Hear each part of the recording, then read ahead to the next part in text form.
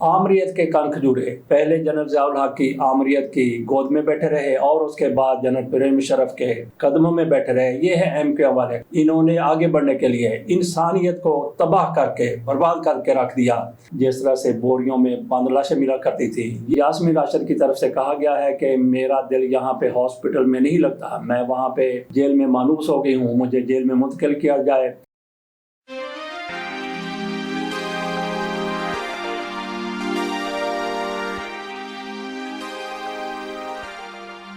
बिस्मिल्लाहिर्रहमानिर्रहीम। मरकज़ी हुकूमत मियाँ शहबाज शरीफ साहब की हुकूमत की तरफ से खैबर पख्तूनख्वा हुकूमत के साथ बदमाशी की गई है और उसके जवाब में खैबर पख्तूनख्वा हुकूमत के एक एमपी की तरफ से इस बदमाशी का जवाब गुंडागर्दी से दिया गया है।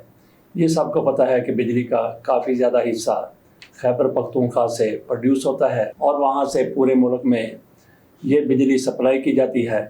वहाँ पे हुआ क्या कि हुकूमत की तरफ से, मरकज़ी हुकूमत की तरफ से, क्योंकि बिजली का शोबा मरकज़ी हुकूमत का हिस्सा है, मरकज़ी हुकूमत के मतहत है, हुक्म दिया गया कि जिन फीडर्स पर रेवेन्यू कम होता है, लोग बिल कम देते हैं, वो बंद कर दिए जाएँ।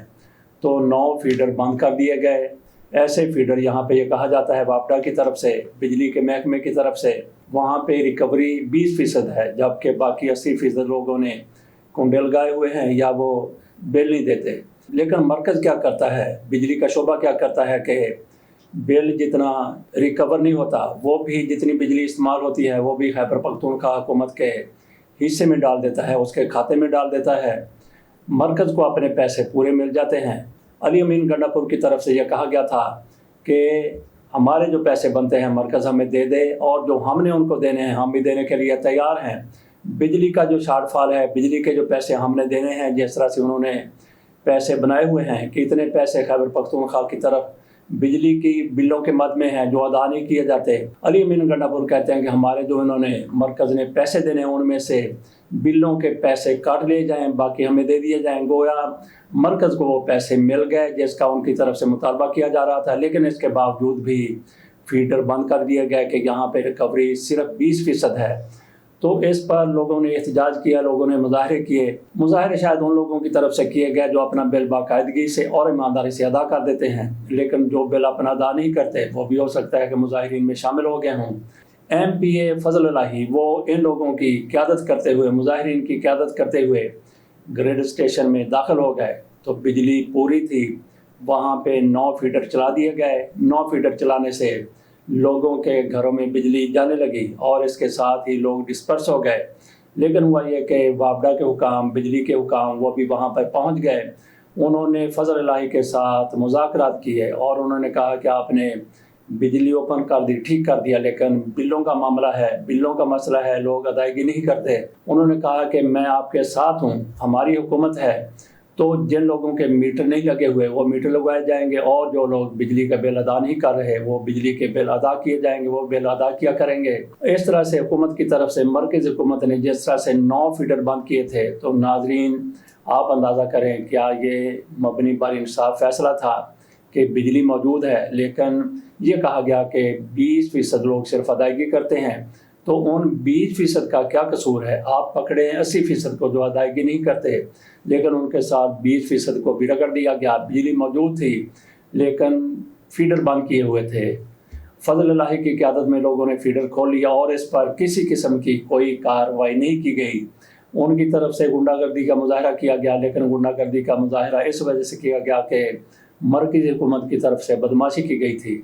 यास्मीन राशिद को हॉस्पिटल से जेल मुंतकिल कर दिया गया है। इस वाले से 2-3 खबरें चल रही हैं। एक तो ये कहा गया है, आज ही खबर शाये हुई है कि यास्मीन राशिद की तबीयत बहाल हो गई, उनकी सेहत बेहतर हो गई, उनको हॉस्पिटल से जेल मुंतकिल कर दिया गया इस वजह से। और कल ये खबर भी है कि शाये हुई थी कि यास्मीन राशिद की तरफ से कहा गया है कि मेरा दिल यहाँ पे हॉस्पिटल में नहीं लगता, मैं वहाँ पे जेल में मानूस हो गई हूँ, मुझे जेल में मुंतकिल किया जाए। इस वजह से उनको जेल में मुंतकिल कर दिया गया। और इसके साथ ये भी कहा जाता है कि यास्मीन राशिद जिस हॉस्पिटल में दाखिल थी वहाँ पे एक सहाफ़ी के साथ उनकी मुलाकात हुई, जिसने इस मुलाकात पर भी वीलॉग बनाना था या अपनी खबर देनी थी, तो इसका हुकूमती हलकों को पता चल गया। तो हुकूमत की तरफ से DIG को वहाँ पे भेजा गया कि जैसे भी है यास्मीन राशिद को डिस्चार्ज करवाया जाए। یہ ڈی آئی جی صاحب ہاسپٹل گئے، ڈاکٹروں پر زور ڈالا، ان کو مجبور کیا کہ یاسمین راشد کو ڈسچارج کیا جائے۔ ڈاکٹروں کی طرف سے کہا گیا کہ ان کی صحت ٹھیک نہیں ہے، ان کی جان کو خطرہ ہے۔ اس کے باوجود بھی ڈی آئی جی نے مجبور کیا کہ ان کو جیل منتقل کیا جائے گا اور جیل منتقل کر دیا گیا۔ تو یہاں پہ سوال یہ ہے کہ نالائکی کس کی ہے؟ ہاسپٹل میں اگر کسی قیدی کو رکھا جاتا ہے تو ہاسپٹل کو پھر جیل کا درجہ مل جاتا ہے، سب جیل قرار دیا جاتا ہے، وہاں پہ وہی انتظامات ہوتے ہیں جو ایک قیدی کے لیے کسی جیل میں ہو سکتے ہیں۔ تو یہ حکومت کی نالائکی ہے کہ انہوں نے ایسے انتظامات نہیں کیے، وہاں پہ صحافی بھی ملنے چلے گئے اور باقاعدہ انٹرویو کا لیا۔ اپنی نالائکی کا، اپنی نااہلی کا ملبہ حکومت کی طرف سے یاسمین راشد ڈاکٹر صاحبہ پر ڈالا جا رہا ہے اور ان کو ہاسپٹل سے جیل منتقل کر دیا گیا ہے، جبکہ ان کی جان کو بدستور خطرہ ہے۔ آمریت کے کان کھجورے پہلے جنرل ضیاء الحق کی آمریت کی گود میں بیٹھے رہے اور اس کے بعد جنرل پرویز مشرف کے قدموں میں بیٹھے رہے۔ یہ ہے ایم کیو والے، کراچی والے۔ انہوں نے آگے بڑھنے کے لیے انسانیت کو تباہ کر کے، برباد کر کے رکھ دیا۔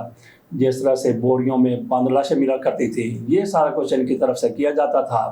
نہ صرف عام لوگوں کو انہوں نے ذبح کر کے بوریوں میں بند کیا، بلکہ پاک فوج کے افسروں اور جوانوں کو بھی انہوں نے نہیں بخشا۔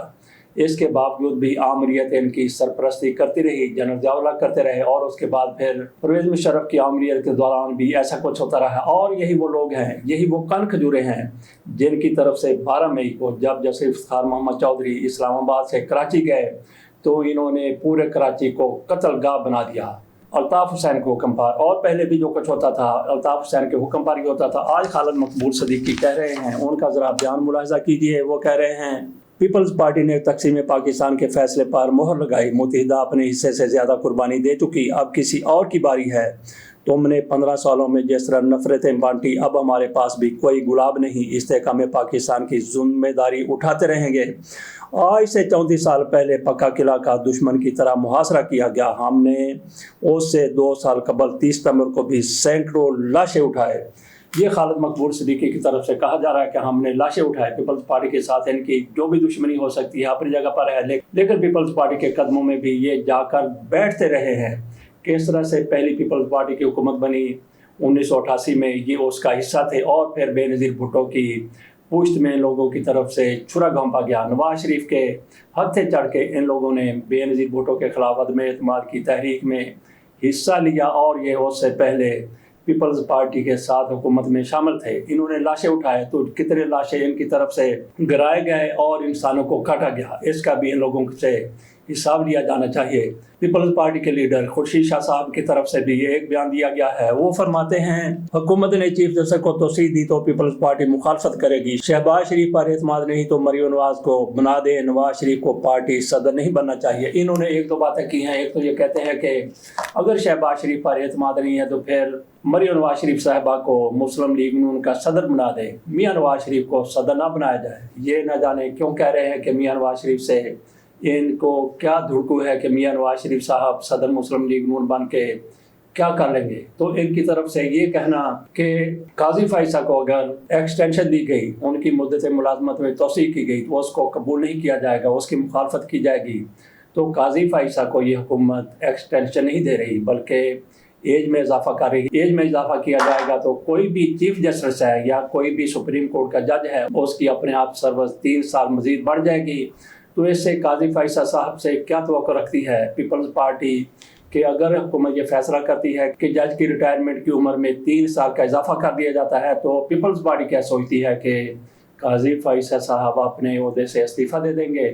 تو قاضی فائصہ صاحب ایکسٹینشن تو شاید قبول نہ کریں، لیکن قاضی فائصہ صاحب کو جب یہ بتایا جائے گا کہ کسی بھی جج کی عمر کی حد 3 سال مزید بڑھا دی گئی ہے، تو قاضی فائصہ صاحب استعفیٰ دینے کی طرح میرا نہیں خیال کہ مائل ہوں گے۔ وہ استعفیٰ کیوں دیں گے؟ ان کو حکومت کی پالیسیوں سے عدلیہ کے حوالے سے اگر کوئی اعتراض ہو تو وہ استعفیٰ دے دیں، لیکن اس معاملے میں جب سب ججوں کی ایج 3 سال مزید بڑھا دی جائے گی، اضافہ کر دیا جائے گا، تو قاضی فائصہ میرا نہیں خیال کہ وہ استعفیٰ دیں گے۔ اور پیپلز پارٹی کا یہ کہنا کہ قاضی فائصہ صاحب کو اگر ایکسٹینشن دی گئی تو اس کی مخالفت کریں گے۔ تو مخالفت کیسے کریں گے؟ اس آئین کی ترمیم کی پھر مخالفت کریں جس کے مطابق قاضی فائصہ صاحب کو مزید 3 سال کے لیے چیف جسٹس رکھا جانا مقصود ہوگا۔ IMF کی طرف سے کہا گیا ہے کہ डिप्टी कमिश्नरों को इख्तियारात वापस लिए जाएं, दूध और गोश्त की कीमतों का तयन हुकूमत न करे बल्कि इसको मार्केट पर छोड़ दिया जाए। मार्केट पर छोड़ दिया जाए तो फिर तो लोगों की दस्तरस से